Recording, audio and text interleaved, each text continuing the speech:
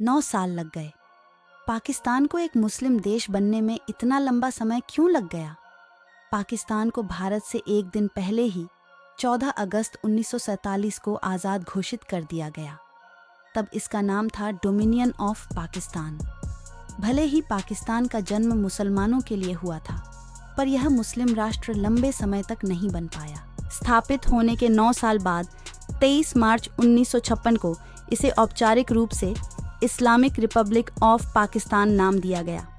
आइए जानते हैं कि पाकिस्तान को इस्लामिक देश बनने में इतना समय क्यों लगा।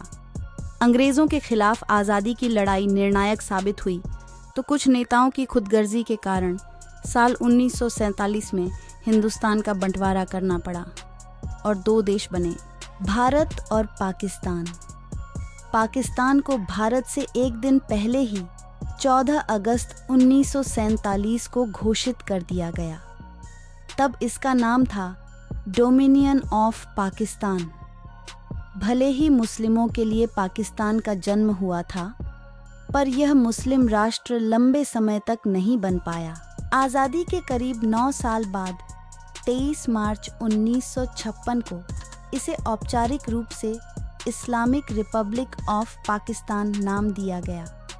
इसकी वर्षगांठ पर आइए जानते हैं कि पाकिस्तान को इस्लामिक देश बनने में इतना समय क्यों लगा और यह वास्तव में इस्लामिक राष्ट्र है भी या नहीं। दरअसल अंग्रेज़ों से आज़ादी की लड़ाई के दौरान अचानक मुसलमानों के लिए अलग देश की मांग शुरू हुई, तो साल 1930 में शायर मोहब्बत इकबाल ने सिंध, बलूचिस्तान, पंजाब और अफ़गान को मिलाकर मुसलमानों के लिए एक अलग देश की मांग रख दी।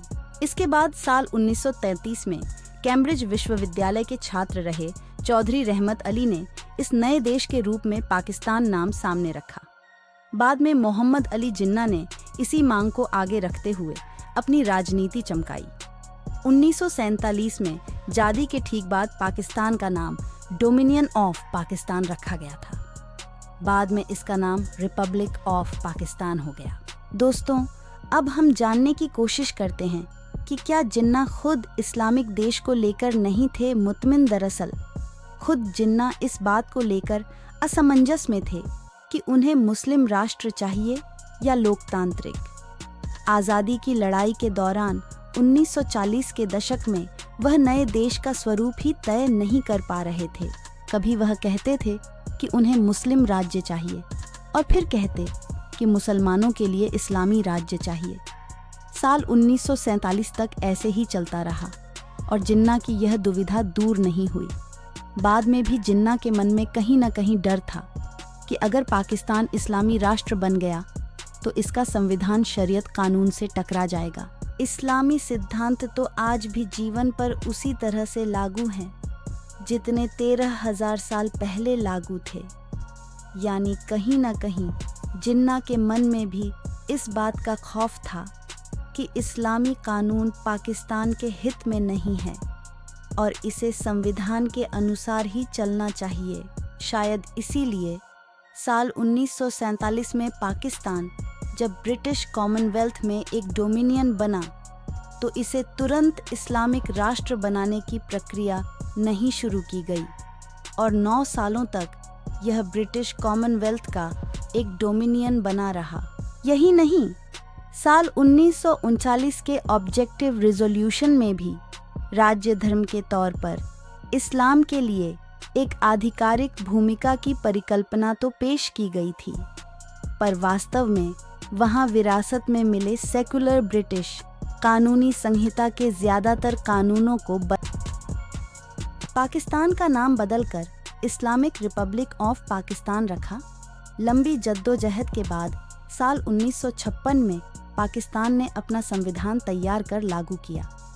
इसी साल 23 मार्च को पाकिस्तान का नाम बदलकर इस्लामिक रिपब्लिक ऑफ पाकिस्तान रख दिया गया और इस्लाम को पाकिस्तान का आधिकारिक धर्म घोषित किया गया।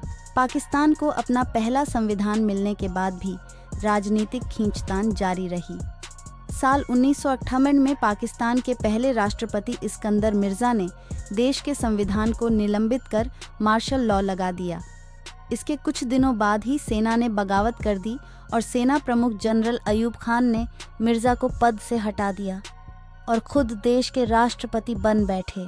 पाकिस्तान में पहली बार सेना सत्ता में आई तो अयूब खान ने अमेरिका की तरह की राष्ट्रपति प्रणाली अपना ली। तब भी शरीयत को पाकिस्तानी शासन में जगह नहीं मिली।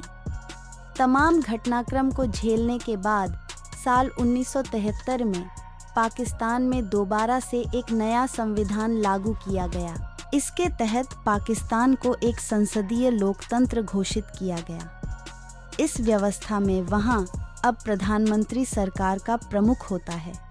इसलिए हकीकत में पाकिस्तान का नाम भर इस्लामिक है। बाकी का सारा कानून संविधान के तहत चलता है और शरीयत का इसमें ज़्यादा दखल नहीं है। ऐसे में आज़ादी के 9 साल बाद किसी तरह से पाकिस्तान पहले इस्लामिक राष्ट्र के रूप में दुनिया के सामने आया तो पर पूरी तरह से इस्लामिक राष्ट्र बन नहीं पाया। आज भी पाकिस्तान में सरकार का कामकाज संविधान के अनुसार चलता है, न कि शरीयत के हिसाब से। वहाँ लोकतांत्रिक तरीके से ही सरकार का चुनाव होता है।